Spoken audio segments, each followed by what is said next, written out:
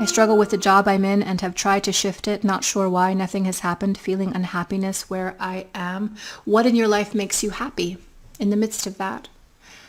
What can you do to connect you back to a frequency of joy? I mean, is it playing with your animals? Is it hanging out with your partner? Is it gardening? Is it singing? Is it dancing? What are the simple things that you can do to connect you more substantially with high vibration? Because if you can connect to high vibration, which is just another way of saying God energy, which is love and joy and excitement, if you can connect to that more every single day, it's magnetic.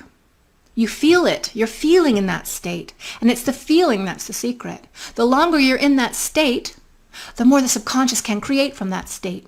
But if you're spending your time bummed out at work, and I don't know what's going on with that, but if you're spending your time bummed out at work and then you come home still bummed out about work, bit upset about it, and you take that energy into the rest of your day, well, you're expressing from that. But if you came home from work or before you went to work or while you were driving to work, you turned your interest on things that are lovely and things that are pure and things that are joyful, things worthy to be praised. If that's what you do when you're not in that space, then your subconscious can create the conditions and experiences to get you out of that space.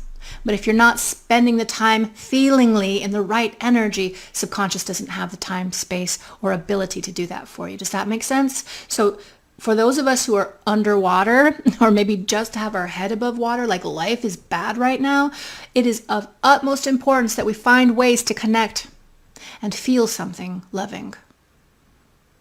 This is what I founded the Bliss Discipline on, which somebody very cleverly called the Blisscipline, which is essentially get a notepad out and write down 10 things that make you happy. They don't have to make you burst with transcendental expansion and joy, but just happy.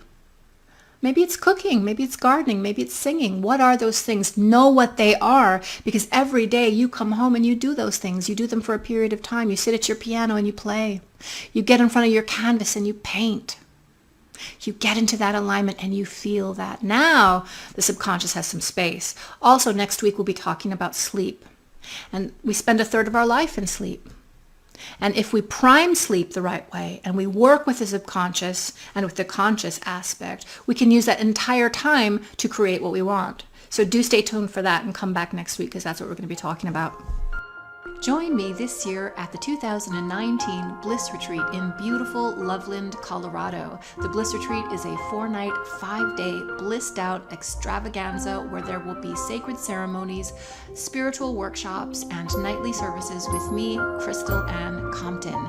Go to theblissretreat.org to learn more. I hope to see you there.